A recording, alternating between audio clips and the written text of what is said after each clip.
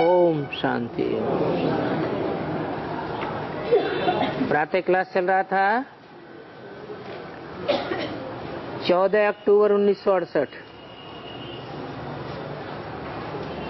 दूसरे पेज के मध्य में बात चल रही थी।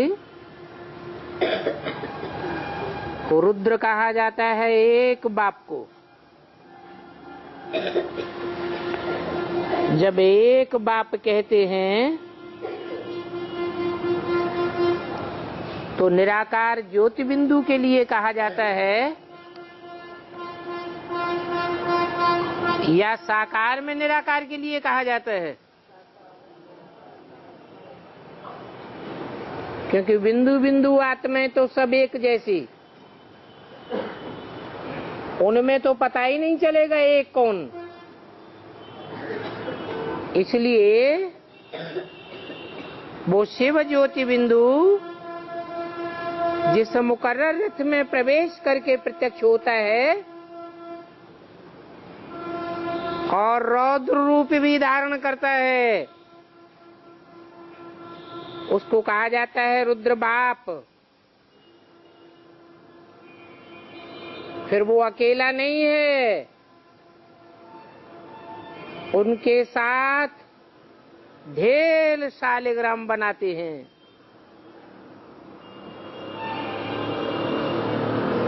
वो सेठ लोग कहते हैं इतने शालिग्राम बनाओ, 1,00,000 बनाओ, 2,00,000 बनाओ। और उनके बनाने की तिथि तारीख कोई होती नहीं है।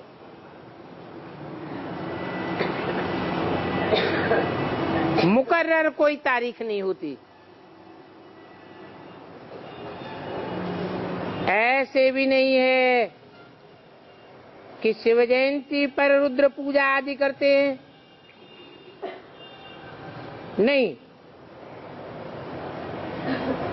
अक्सर करके शुभ दिन बृहस्पतिवार माना जाता है, उसको कहते हैं सद्गुरुवार। उस दिन ही बनाते हैं। और दीपमाला पर लक्ष्मी का चित्र थाली में रख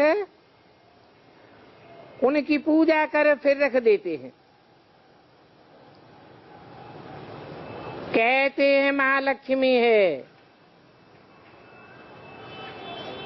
क्योंकि युगल है ना। मनुष्य बेचारे इन बातों को नहीं समझते कि लक्ष्मी को पैसा कहां से मिलेगा। जरूर नारायण से मिलता होगा। और कौन से पैसे की बातें है? ज्ञान धन की बातें है। तो युगल तो जरूर चाहिए। तो लक्ष्मी और नारायण दोनों युगल है। कंबाइंड होने से फिर लक्ष्मी नारायण कहा जाता है। महालक्ष्मी, महानारायण भी कहते हैं।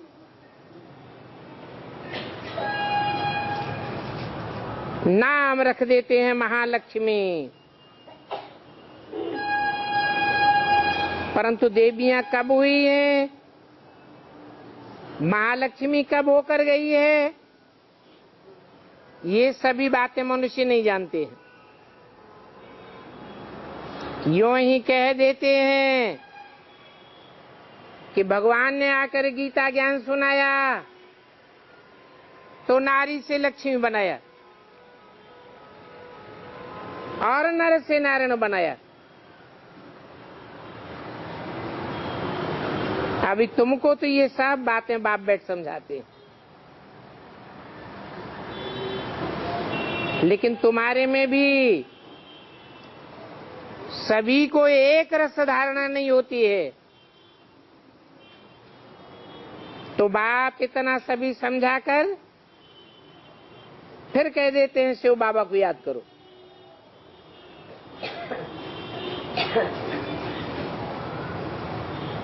बाप और बाप का वर्षा याद है तो मूल बात ये हो जाती है। बाकी सब है डिटेल की बातें। भक्ति मार्ग में तो डिटेल की बातों में कितना टाइम वेस्ट करते हैं। यहाँ तो तुम्हारी पाई भी वेस्ट नहीं होती है। तुम सर्विस करते रहते हो, चित्र बनाते हो, म्यूजियम बनाते हो। ये पैसा कोई मुफ्त में थोड़े ही आता है। तुम जो कुछ खर्चा करते हो खुद को सॉल्वेंट बनाने के लिए करते हो। भक्ति मार्ग में तो कुछ भी पैसे खर्चे करते हैं, इंसॉल्वेंट ही बनते जाते हैं। सारा खर्चा मिट्टी में मिलता जाता है। तो देखो ज्ञान मार्ग में और भक्ति मार्ग में कितना फर्क हो जाता है। कहाँ जन्म जन्मांतर की कमाई और कहाँ एक जन्म में सारी कमाई लुटाई देते हैं। इस समय तुम जो कुछ खर्चा करते हो वो साक्षात ईश्वरीय सेवा में करते हो। साक्षात डायरेक्ट ईश्वर तुमको यहां मिलता है।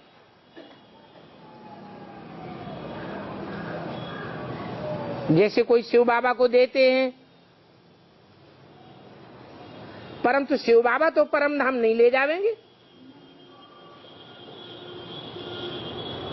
और शिव बाबा खाते तो नहीं है,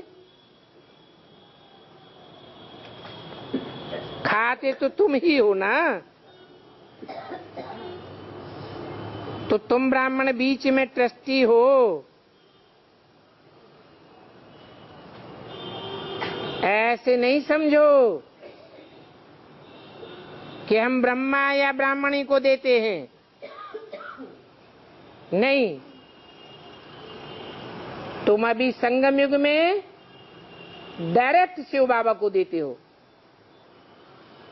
और कोई युग में डायरेक्ट बाबा को नहीं देते हो, गुरुओं के थ्रू देते हो।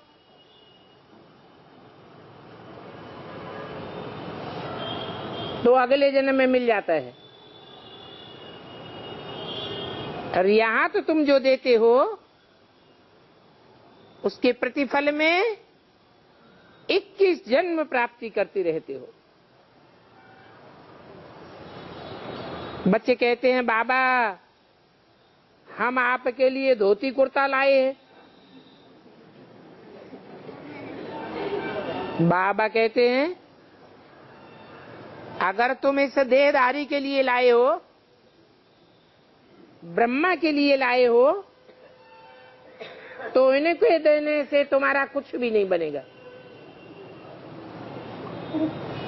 कुछ भी जमा नहीं होता है। जमा तब होता है जब तुम शिव बाबा को याद करके शिव बाबा को डायरेक्ट देते हो। फिर ये तो समझते हो सभी ब्राह्मण शिव बाबा के खजाने से ही पलते हैं। तो तुमको ये पूछने की भी दरकार नहीं है कि बाबा हम आपको क्या भेजूं। अरे दान पूछ पूछ कर किया जाता है क्या? ये तो जानते हो। ये तो खुद ही इतने पुरुषार्थी है जो कोई से ले करके स्वीकार करना पसंद नहीं करते हैं। ये तो खुद ही इतने तीव्र पुरुषार्थी है। तो ये तुम्हारा लेकर के क्या करेंगे? हाँ, निमित्त हैं। तो निमित्त भाव से शिव बाबा के कार्य में लगाए देते हैं। तो तुम इनको देंगे ये भाव रखेंगे तो तुम्हारा जमा नहीं होगा। इन ब्रह्मा को भी लेना है शिव बाबा के खजाने से, तो इनको शिव बाबा की ही याद रहेगी। जिससे कोई चीज लेते हैं तो उसकी याद आती है ना, तो देहधारी की याद आने से तुम्हारा कुछ भी भला नहीं होगा। ये ब्रह्मा कहते हैं हम तुम्हारी चीज क्यों लेवे, तुम्हें देना हो तो शिव बाबा को दो, बाबा के यज्ञ में सफल करो, और ब्रह्मा कुमारियों को देना भी रंग हो जाता है। 14-10-68 की वाणी का 3रा पेज। बाप ने समझाया है, तुम कोई से भी चीज लेकर के पहनेंगे तो उनकी याद आती रहेगी। किनकी? जिन्स लेकर के पहनेंगे। कोई हल्की चीज है उसकी तो कोई बात नहीं, बाकी कोई अच्छी चीज ले ली तो वो और ही जास्ती याद आवेगी, बार बार याद आवेगी फलाने ने हमको ये दिया। तो देने वाले का भी कुछ जमा नहीं होता है और ही घाटा पड़ जाएगा। तो शिव बाबा कहते हैं कि ऐसे कर्म करो जो मां में एकम याद आती रहे। बाकी शिव बाबा को तो कोई कपड़े आदि की दरकार है नहीं। क्यों है? शिव बाबा को अपना शरीर ही नहीं है, कपड़े आदि बच्चों को चाहिए, और वो कपड़े भी जो समर्पित बच्चे हैं वो शिव बाबा के खजाने से ही पहनेंगे। औरों से भीख मांगो पर पहनेंगे क्या? बाकी मुझे तो अपना शरीर है नहीं। ये बच्चे तो शिव बाबा के खजाने से लेने के हकदार हैं और राजाई पाने के भी हकदार हैं, क्योंकि बाप की गोद ली है, बाप के वर्षे के अधिकारी बने हैं, वारिसदार हैं। बाप के घर में ही बच्चे खाते पीते हैं, तुम भी सर्विस करते हो, कमाई करते रहते हो। जितनी बहुत बड़ी सर्विस होगी उतनी तुम्हारी कमाई होती जाएगी। बाकी खावेंगे पीवेंगे शिव बाबा के भंडारे से, उनको अगर नहीं देंगे तो जमा नहीं होगा। तो हमेशा समझो तो शिव बाबा को ही देना होता है। बाबा हम आपसे 21 जन्मों के लिए पद्मा पदम भाग्यशाली बनेंगे, ये पैसे आदि तो सब खत्म हो जाएंगे। इसलिए जो समर्थ है, सर्वशक्तिवान है, हम उसको पूरी रीति देते हैं। तुम जानते हो कि बाप तो समर्थ है ना, हमको 21 जन्म के लिए दे देते हैं। इस जन्म का इस जन्म में भी वापस करेंगे, और 21 जन्म के लिए ब्याज में भी दे देंगे। सो कहां से दे देंगे? है आगे चल करके इतनी महंगाई बढ़ेगी कि तुम जो अभी देते हो वो कुछ भी चीज नहीं है। समझेंगे हमने तो कखपन दिया, लोगों की तो नोटों की गड्डियां पड़ी रहेंगी, खाने के लिए अन्न नहीं मिलेगा और तुमको तो भरपेट भोजन मिलता रहेगा।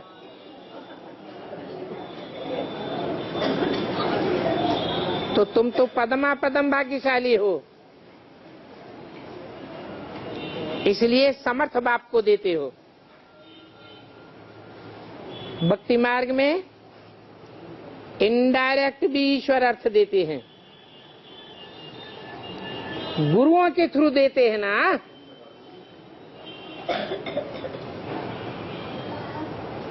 बीके में भी किसके थ्रू देते हैं? देहधारियों के थ्रू देते। वहां डायरेक्ट भगवान तो है नहीं, तो इनडायरेक्ट में इतनी समर्थी नहीं है जो 21 जन्म के लिए भरपाई करके तुमको दे देवे।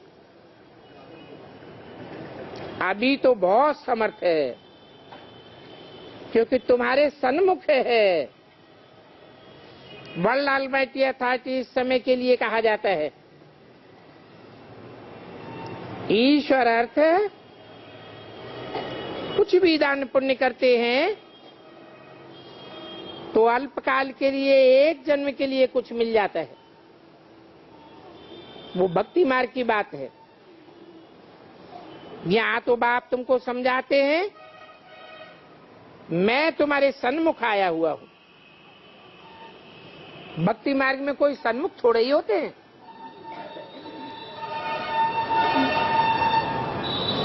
और भक्ति मार्ग में ये भी समझते हैं कि भगवान ही देने वाला है। वास्तव में वहां देने लेने की बात ही नहीं है। इसने भी शिव बाबा को सभी कुछ दे करके सारे विश्व की बादशाही ले ली। ये भी जानते हो, इस व्यक्त का ही अव्यक्त रूप में साक्षात्कार करते हो। ये व्यक्त ब्रह्म है। दादा लेखराज, जिसका अव्यक्त वतन में साक्षात्कार होता है, इसमें ही शिव बाबा आकर बच्चों से बात करते हैं। तो कभी ये ख्याल नहीं रखना चाहिए कि हम कोई भी मनुष्य से कुछ लेवे। नहीं, तुम दाता के बच्चे हो। बोलो, तुमको जो कुछ देना है वो शिव बाबा के भंडारे में बेच दो। इनको देने से तो तुमको कुछ भी नहीं मिलेगा। इनको, ब्रह्मा को, अगर इनको देंगे तो और ही घाटा पड़ जाएगा। कोई गरीब होंगे, करके 3-4 रुपए का ब्लाउज तुमको दे देंगे। इससे तो अच्छा है कि वो शिव बाबा के भंडारे में डाल देवे, तो उनका पदम गुना हो जाएगा। तो बच्चों को, अपन को घाटा नहीं डालना चाहिए। पूजा अक्सर करके देवियों की ही होती है। पूजा का आधार है पवित्रता, क्योंकि तुम देवियां ही पवित्रता को धारण करने के निमित्त बनती हो,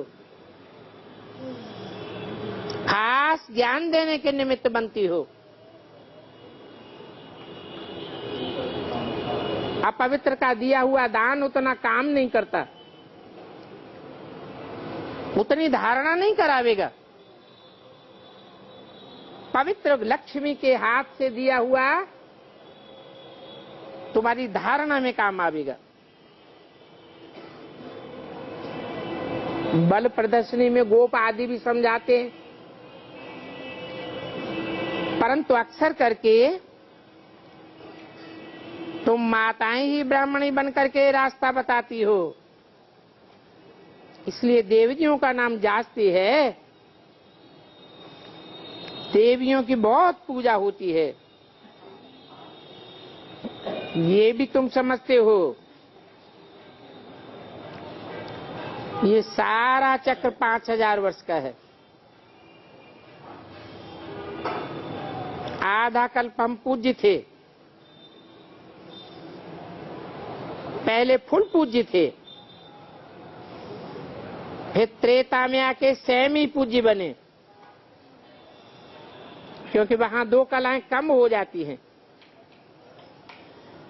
तो राम की डायनेस्टी कही जाती है त्रेता में, वो तो लाखों वर्ष कह देते हैं। तो लाखों वर्ष कहने वाले का कोई हिसाब किताब बता ही नहीं सकता। भक्ति मार्ग वालों की बुद्धि में और तुम्हारी बुद्धि में रात दिन का फर्क है। तुम्हारी इस समय है ईश्वरीय बुद्धि, क्योंकि तुमको डायरेक्ट ईश्वर मिला हुआ है, और उनकी है रावण की बुद्धि। अनेक मत देने वालों की बुद्धि है। तुम्हारी बुद्धि में ये सारा 5000 वर्ष का चक्र है, जो सदैव फिरता रहता है। तो तुम जानते हो कि जो अज्ञान की रात में है, वो कहते हैं लाखों हजार वर्ष का चक्र है, और जो ज्ञान दिन में है वो कहते हैं 5000 वर्ष का चक्र है। आधा कल्प भक्ति मार्ग में तुमने बिताया है, और ये असत्य बातें सुनी हैं। तुम जानते हो कि सत्य युग में तो ये असत्य बातें होती ही नहीं है। वहां तो तुम्हारा वर्षा चलता है, जो वर्षा तुमको बाप से मिला है, और इस ईश्वरीय वर्षे को पाने के लिए तुमको अभी डायरेक्ट मत मिलती है। ये डायरेक्ट मत श्रीमद् भगवत गीता से मिलती है। ये भगवान की गाई हुई गीता है, ये ज्ञान का गीत है, और कोई शास्त्रों में श्रीमत शब्द नहीं लिखा हुआ है। इस गीता में ही लिखा हुआ है श्रीमद् भगवत गीता। तो बाप ने समझाया है, ये वो ही पुरुषोत्तम संगम युग है, जो गीता का युग गाया हुआ है। और हर 5000 वर्ष के बाद ये पुरुषोत्तम संगम युग आता है। तो लाखों वर्ष की बात नहीं है। तो कभी कोई तुम्हारे पास आवे तो ले जाओ उनको संगम पर। देखो, ये 5000 वर्ष का चक्र है, 4 भागों में बटा हुआ है। ये मनुष्य सृष्टि का ड्रामा है। 4 सीन है, सतयुग, त्रेता, द्वापर, कलयुग। आधा कल्प में है धर्म और आधा कल्प में है अधर्म। फिर झाड़ पर ले जाओ। देखो, ये झाड़ का बीज कितना छोटा है। एक बीज से 500-700 करोड़ पत्ते हो जाते हैं। कितना बढ़ जाता है। तो बाकी आधा कल्प को 2500 वर्ष कैसे दे सकते हैं?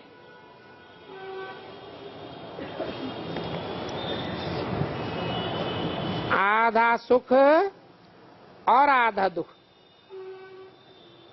ये हिसाब तो बिल्कुल एक्यूरेट है। दिन में है सुख, रात में है दुख। ये बेहद के रात दिन हैं। बेहद का बाप रचयिता है, जो अपना और अपनी रचना का सारा परिचय देते हैं।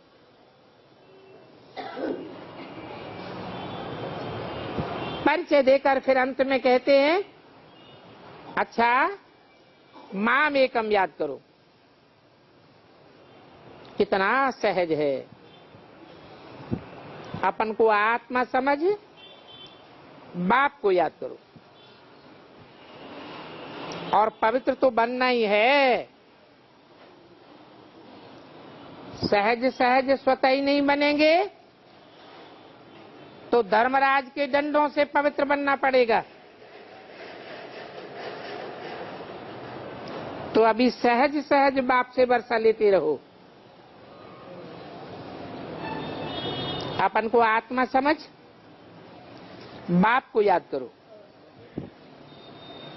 अच्छा, मीठे मीठे सिकील दे रूहानी बच्चों को। रूहानी बाप दादा का याद प्यार गुड मॉर्निंग। रूहानी बच्चों को रूहानी बाप का नमस्ते, ओम शांति। आज का रात्रि क्लास है 14 अक्टूबर 1968।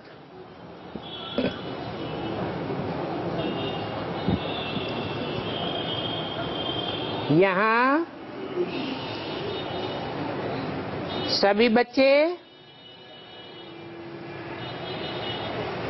बाप के सन्मुख बैठे हैं तो बाप की याद में ही होंगे,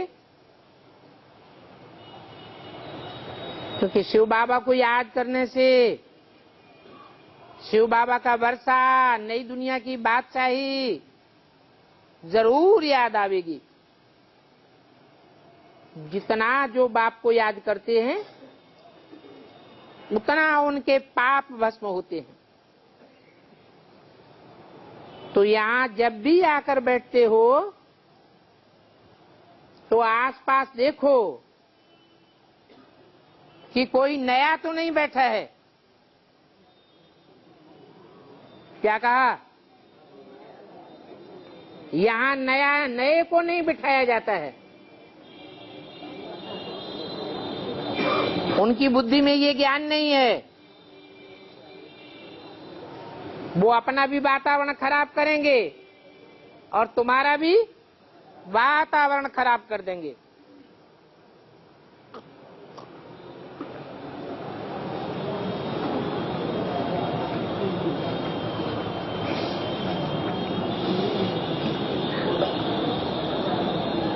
क्योंकि यहाँ पहले लेसन दिया जाता है, अपन को आत्मा समझ, बाप को याद करो। तो जो नए आते हैं वो तो दर्शन करने के लिए आते हैं या समझने के लिए आते हैं? दर्शन करने के लिए आते हैं तो भगत हो गए, उनकी भक्ति की शूटिंग हो जाती है। भक्ति रावण से आती है और ज्ञान राम से आता है। रावण की दी हुई चीज हम क्यों लेवें?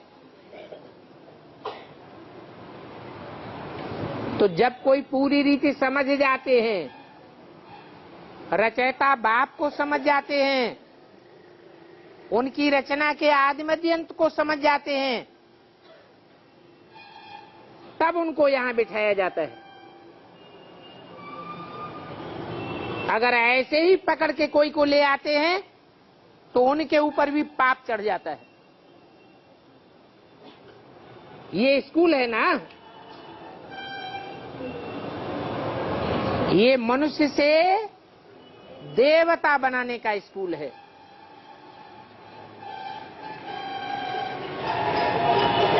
भक्ति मार्ग के शास्त्रों में ऐसा कब सुना भी नहीं होगा, कब पढ़ा भी नहीं होगा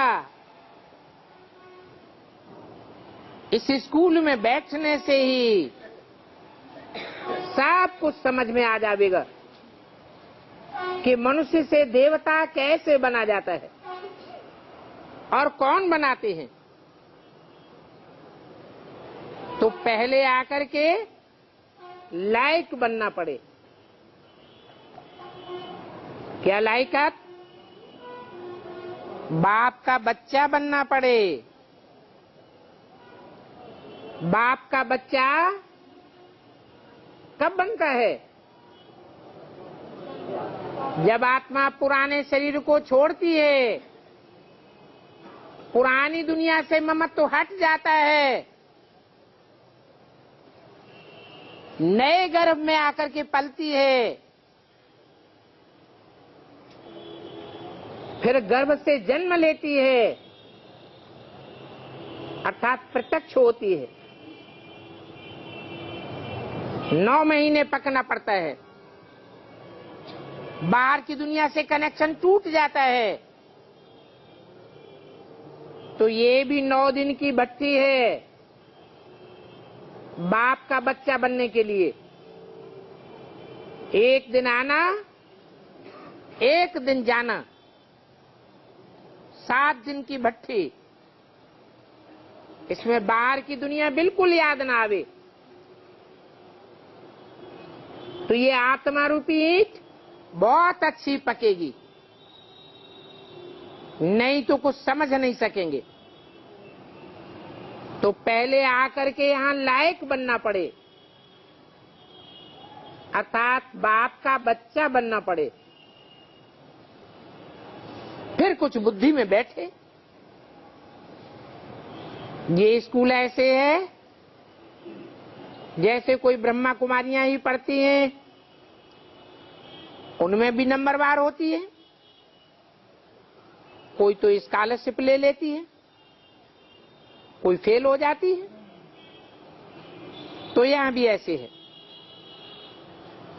कोई तो स्कॉलरशिप लेकर के ये लक्ष्मी नारायण बन जाएंगे। कितने लेंगे स्कॉलरशिप? 8 लेंगे, तो सतयुग में 8 लक्ष्मी नारायण बन जाएंगे। अगर नहीं पढ़ेंगे तो भील के भील ही रह जाएंगे, अथवा तो जन्म जन्मांतर दास दासियां बनती रहेंगे। तो जब कोई भी मेहमान आते हैं, उनको जब तक कुछ भी समझाया नहीं है, तो उनको मुरली सुनाने से कोई फायदा नहीं। सीधा सीधा मुरली सुनाने से वो कुछ भी समझ नहीं सकेंगे। तो क्या करना चाहिए? कोई भी नए आते हैं तो पहले पहले आत्मा और परमात्मा बाप का परिचय देना पड़े। बताओ, अपन को आत्मा समझ बैठो और यहाँ बाप की याद में बैठो तो तुम्हारे पाप कटेंगे। याद में नहीं बैठते हैं तो पाप ही नहीं कटते हैं। और याद भी एक को करना है।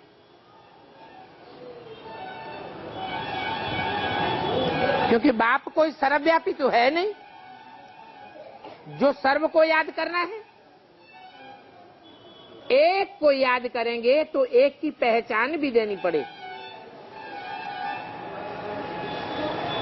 नहीं समझते हैं तो बार बार समझाया जाता है।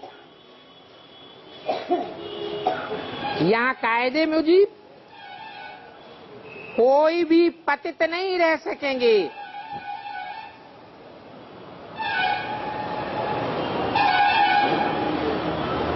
आखिरीन भाग जाएंगे।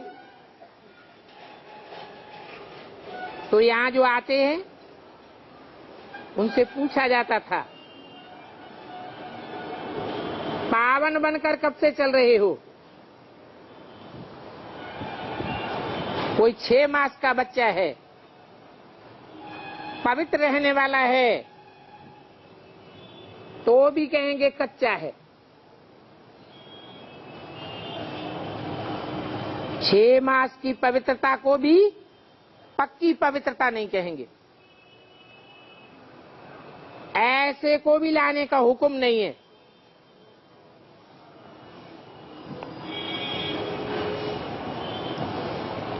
कोई भी अपवित्र यहां ठहर नहीं सकेगा, क्योंकि फाउंडेशन गलत डाल दिया। यहां तो सभी ब्राह्मण कुल के होने चाहिए।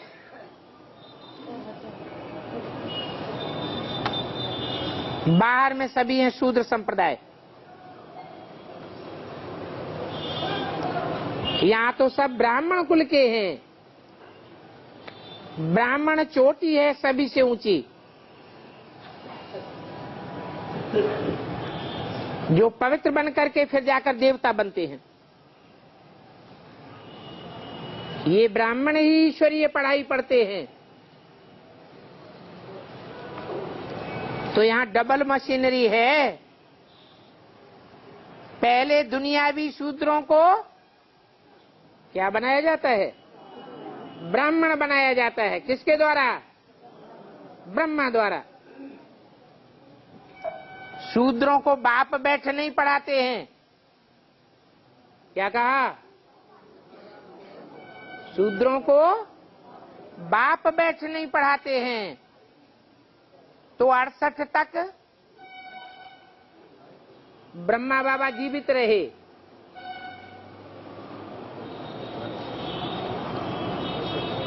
ब्रह्मा के द्वारा शूद्रों को क्या बनाया गया? ब्राह्मण बनाया गया। वहां भगवान बाप पढ़ाई नहीं पढ़ाता था। जो ब्राह्मण बनते हैं उनको बाद में जब ब्रह्मा की 100 वर्ष आयु पूरी होती है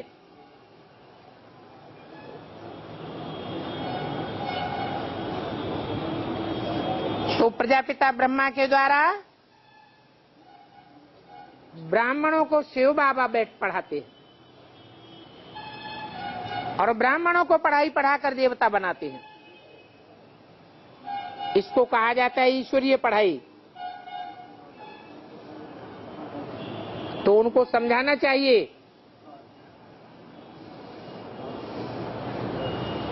जिनको पता ही नहीं होता है कि मनुष्य देवता बनना क्या होता है, वो तो इन बातों को कुछ समझेंगे ही नहीं।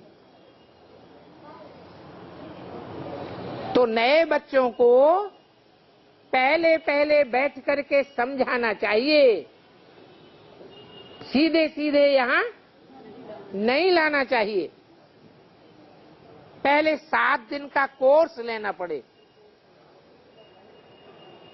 अच्छी तरह समझाओ आत्मा क्या है। दूसरे दिन समझाओ परमात्मा बाप क्या है। तीसरे दिन समझाओ ये सृष्टि क्या है। मनुष्य सृष्टि में कौन कौन से धर्म हैं, कैसे कैसे कब कब स्थापन होते हैं। मनुष्य आत्मा कितने जन्म लेती है? 84 लाख जन्म नहीं लेती। गीता का भगवान कृष्ण नहीं है। गीता का भगवान शिव शंकर भोलेनाथ है। शिव के साथ कृष्ण का नाम नहीं जोड़ा जाता। शिव कृष्ण नहीं कहेंगे, शिव नारायण भी नहीं कहेंगे, शिव ब्रह्मा भी नहीं कहेंगे, शिव विष्णु भी नहीं कहेंगे। शिव के साथ किसका नाम जोड़ा जाता है? शंकर का नाम जोड़ा जाता है। 33 करोड़ देवताओं में जो सब देवों में बड़ा देवता है उसका नाम जोड़ते हैं। तो बाप के साथ जो बाप का बड़ेल्ला बच्चा है उसका नाम जोड़ा जाता है।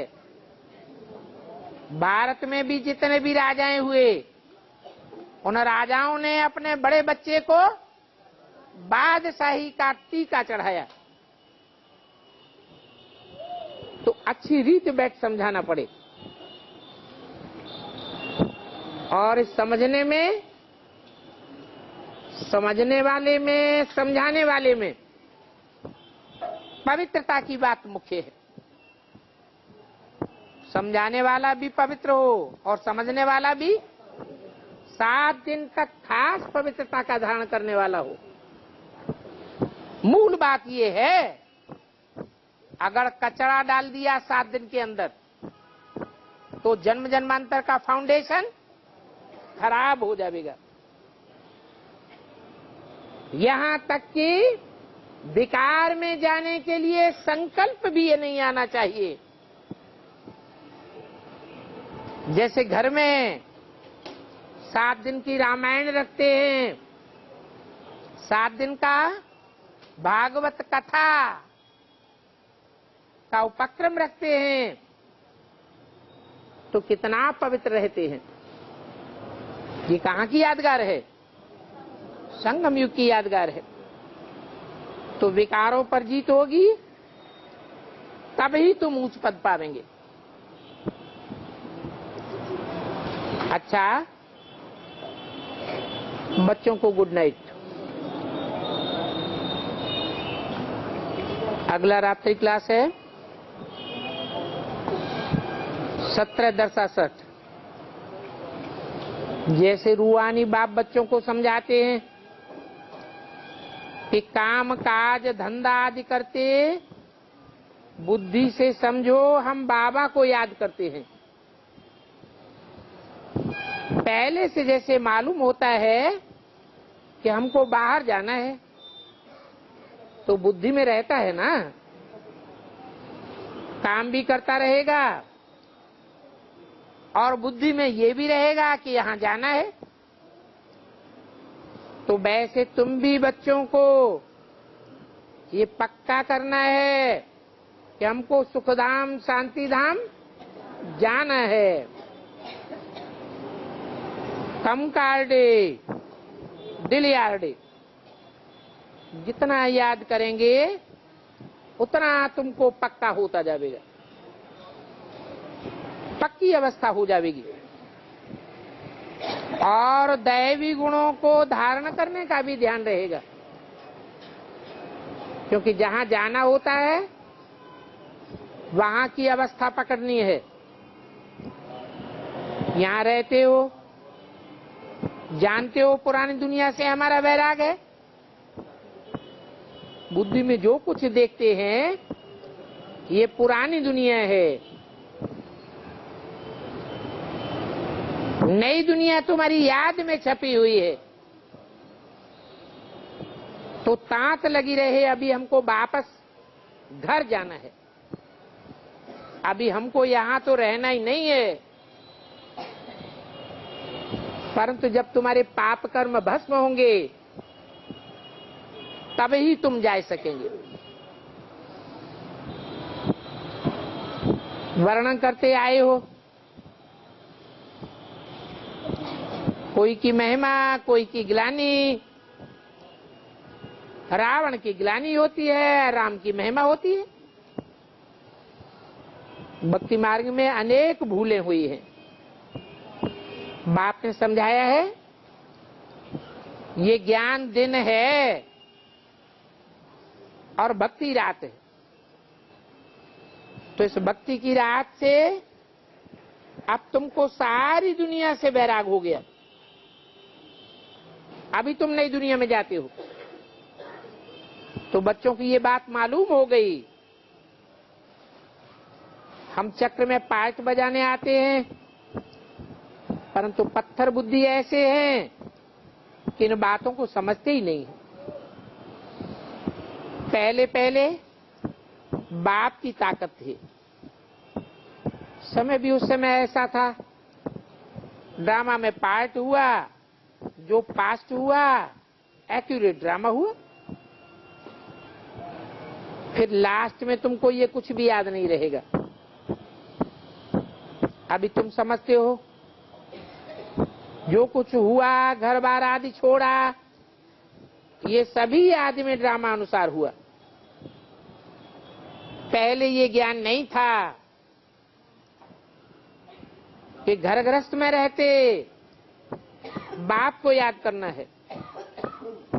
अभी तो अथाह ज्ञान है। ये अथाह ज्ञान 2 मास में नहीं मिल सकता। बाप तो कहते हैं जब तक जीना है तब तक पीना है। तो बच्चे तुम जीते रहो, अर्थात बाप के बच्चे बने रहो। कहीं विष्णु पार्टी आदि में जाकर दूसरों को बाप नहीं बना लेना, फिर मर जावेंगे तो ये ज्ञान उठा ही नहीं सकेंगे। नालिश धारण करके आत्मा साथ ले जावेगी। तुम जानते हो हम आत्मा नंबरवार पुरुषार्थ अनुसार संस्कार ले जाते हैं, फिर जब आते हैं तो ये सारा ज्ञान भूल जाता है। ये ड्रामा की मशीनरी चलती रहती है, बाकी कोई प्रलय तो होती ही नहीं है। बच्चों की बुद्धि में है ये हमारा हार और जीत का खेल है, बाकी लाखों वर्ष की बात तो बुद्धि में जा भी नहीं सकती। बाप ने तो समझाया है 5000 वर्ष का खेल, लाखों वर्ष का विस्तार कितना हो जाएगा। तो जब जब प्रदर्शनी आदि में समझाते हो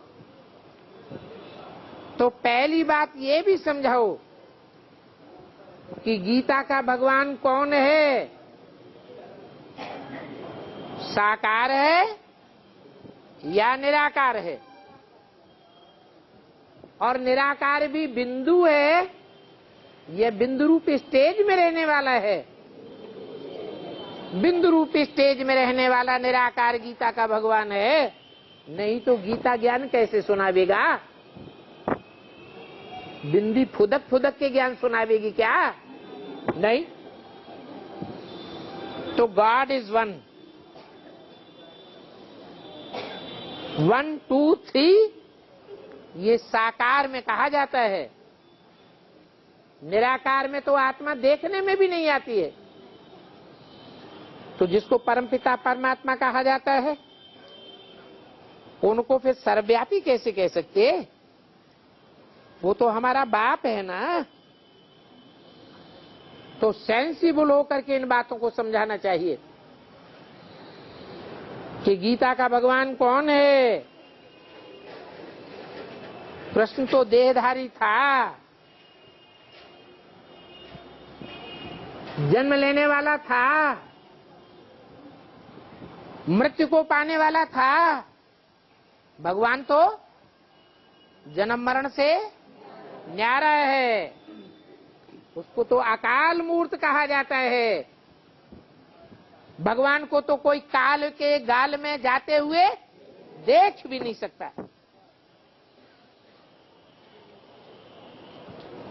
सारी दुनिया काल के गाल में जावेगी, परंतु भगवान तो कालों का भी काल है, महाकाल कहा जाता है। और वो भगवान तो आते ही तब हैं जब सारी दुनिया काल के गाल में जाने वाली होती है। वो ऊंचते ऊंचे धाम से आते हैं। 17-10-68 की वाणी का दूसरा पेज। तो तुम जानते हो कि बाप का नाम तो भक्ति मार्ग में भी चला आता है। भक्ति मार्ग में बहुत नाम डाल देते हैं। वास्तव में ज्ञान मार्ग का उनका एक ही नाम है, क्या? शिव, अर्थात कल्याणकारी। वो हर बात में कल्याणकारी है। बोलता है तो भी कल्याणकारी। देखता है तो भी कल्याणकारी, सोचता है तो भी कल्याणकारी, और कर्मेंद्रियों से जो भी काम करता है वो हर काम कल्याणकारी ही साबित होता है। तो भक्ति मार्ग में भला अनेक नाम दे दिए, परंतु असली नाम शिव है। और वो शिव बाबा मगध देश में आते हैं। क्या? कहाँ आते हैं? आते हैं मगध देश में। माउंट आबू में नहीं आते।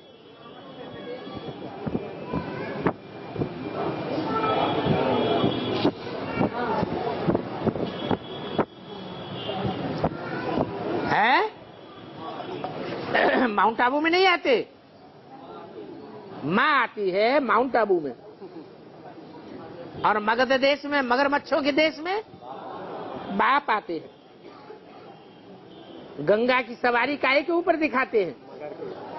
मगरमच्छ के ऊपर गंगा की सवारी दिखाते हैं। हाँ, आबू में आकर सर्व की सदगति करते हैं, लेकिन प्रतिष्ठा रूपी जन्म कहाँ होता है? मगध देश में। तो जो भी लिटरेचर है उसमें ये ठप्पा लगा देना चाहिए कि जैसे ये सर्वशास्त्र शिरोमणि गीता है, वैसे ही वर्ल्ड का सर्वोत्तम तीर्थ आबू है, क्योंकि परमपिता परमात्मा ने आकर सब पतितों को पावन यहाँ आकर बनाया है। सारी दुनिया को आकर के लिबरेट किया है। सारी दुनिया को, आप बैठ जाइए, बैठ,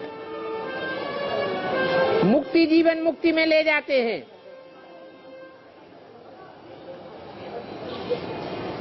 कोई धर्मपिता में ये ताकत नहीं है जो सारी दुनिया के मनुष्य मात्र को मुक्ति, जीवन मुक्ति में ले जावे।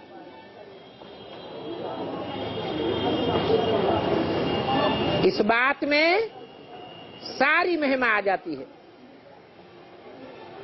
बच्चों की बुद्धि में है। इस समय जो भी मनुष्य मात्र हैं, उन मनुष्यों के कभी भी एक जैसे फीचर्स नहीं हो सकते।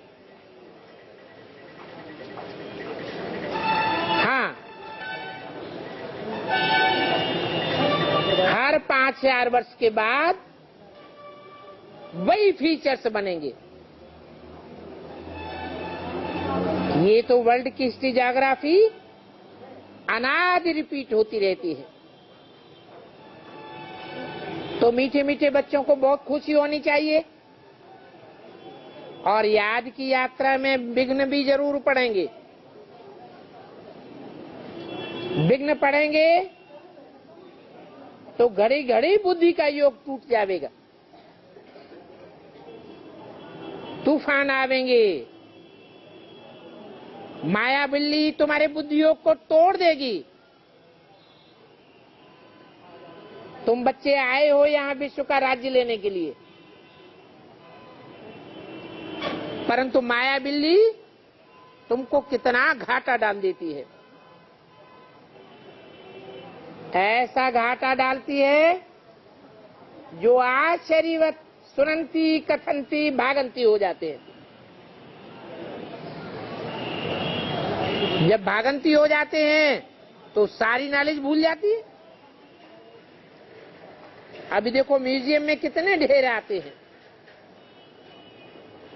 बाप कहते हैं वो अगर थोड़ा भी सुनते हैं भावना पूर्वक तो स्वर्ग में आ जाएंगे। हाँ, प्रजा वर्ग में जाने वालों को सजाएं बहुत खानी पड़ती हैं। टाइम टाइम बहुत थोड़ा लगता है सजाएं खाने में। जैसे काशी करवट खाते थे ना, अभी वो काशी करवट खाना बंद हो गया। मुक्ति के लिए घात कर देते थे। अब आत्मा का तो घात होता ही नहीं है, शरीर का घात कर देते हैं।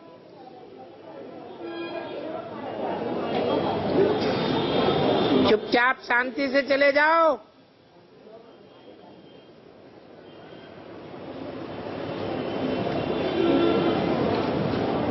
आत्मा का घात नहीं होता, शरीर का घात होता है। आत्मा तो अजर अमर विनाशी है। तो थोड़े ही समय में दंड खा करके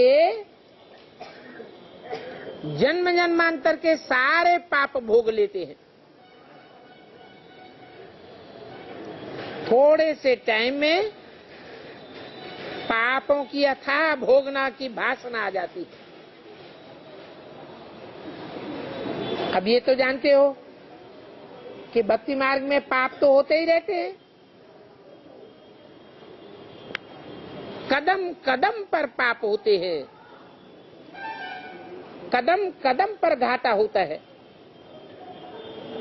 और यहाँ तो तुम्हारे कदम कदम में कमाई है, परंतु ये कमाई भी गुप्त है। कहा भी जाता है गुप्त दान महाकल्याण।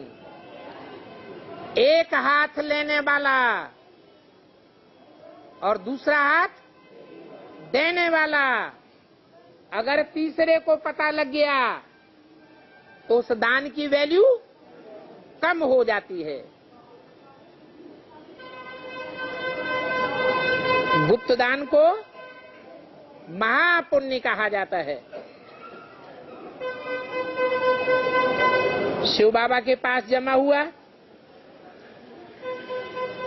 तो कहेंगे आत्मा ने जाना, देने वाली आत्मा ने जाना और परमपिता परमात्मा ने जाना, तीसरा कोई ने नहीं जाना।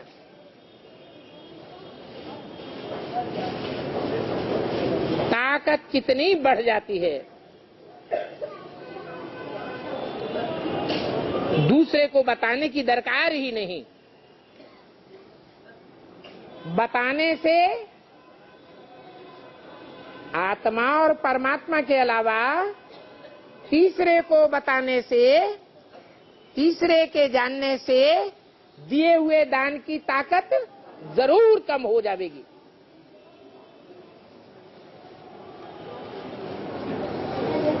तो गुप्त दान ये ब्रह्मा ट्रस्टी है। जितना गुप्त करेंगे उतना अच्छा है। और तुम ये भी जानते हो कि टाइम बहुत थोड़ा है, फिर तो पैसे की दरकार ही नहीं रहेगी। क्या करेंगे? बहुत बड़े बड़े घर के आए थे, पैसे कुछ भी लेकर के नहीं आए। मम्मा कुछ लेकर के आई थी क्या? फिर देखो कितना ऊंच पद पाती है। ये भी जानते हो कि खून ही नाहक खेल होना है, इसमें कोई का दोष थोड़े ही है। बम से गिरेंगे, अर्थक्वेक होगा, बड़ी बड़ी बिल्डिंगें गिर जाएंगी, कितने मरेंगे। ये सब तुम बच्चों के लिए गाया हुआ है। बिरबा मौत, मलू का शिकार। तुमको तो जरा भी फिक्रात नहीं होनी चाहिए, कोई भी प्रकार का डर नहीं होना चाहिए।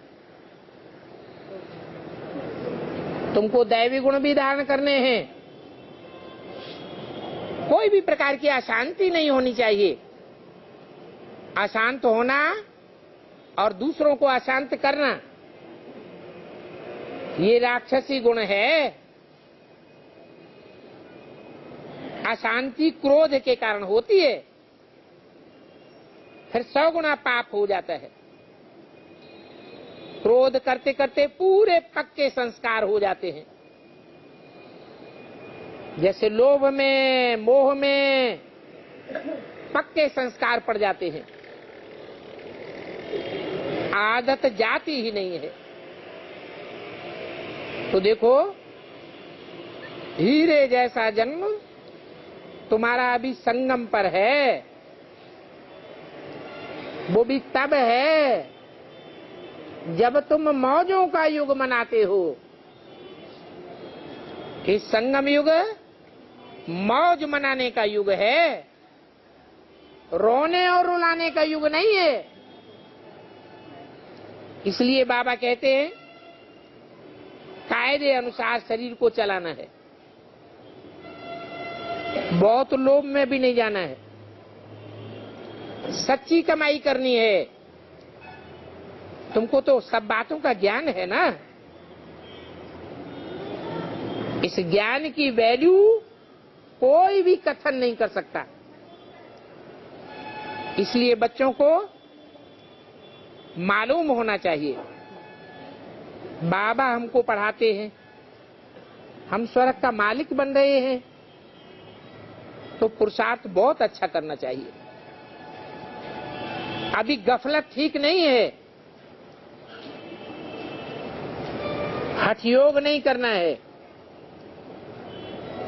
कायदे से शरीर को चलाना है। खाने में, पीने में, चलने में, पहनने में, बातचीत करने में हठ योग अच्छा नहीं है। सहज नॉलेज है ना, हम आत्मा हैं, बाप को याद करते हैं। तुम बच्चों को तो इन चित्रों की भी दरकार नहीं है, क्योंकि तुम तो समझदार बाप के समझदार बच्चे हो। ये चित्र आदि तो जैसे छोटे बच्चों के लिए होते हैं। ये तुम्हारी इंद्र सभा है, इस इंद्र सभा में बरसात हो रही है। कौन सी बरसात? ज्ञान बरसात। इस सभा में बाप आकर कोई शास्त्र आदि नहीं सुनाते हैं। शिव बाबा कभी शास्त्र पढ़ा है क्या? मूल वतन में शास्त्र कहां से आवेंगे? शास्त्र तो इस दुनिया में होते हैं। शिव बाबा को तो कहा जाता है ज्ञान ज्ञानेश्वर, नॉलेजफुल, वो तो ब्लिसफुल है। तो कोई भी बात में तुम बच्चों को मुझना नहीं चाहिए। बाप खुद कहते हैं मुझे पतित पावन कहते हो, मैं पतितों को पावन बनाने वाला हूं। सारी दुनिया पावन देवताओं को पतित बनाती है और मैं पतितों को पावन बनाता हूं। तो मुझे याद करो तो तुम्हारे पाप सभी भस्म हो जाएंगे। साथ में दैवी गुण भी धारण करने हैं। ये चक्र फिरता जाएगा और तुम्हारे पाप कटते जाएंगे। अच्छा, मीठे मीठे रूहानी बच्चों को रूहानी बाप दादा का याद प्यार गुड नाइट। रूहानी बच्चों को रूहानी बाप का नमस्ते।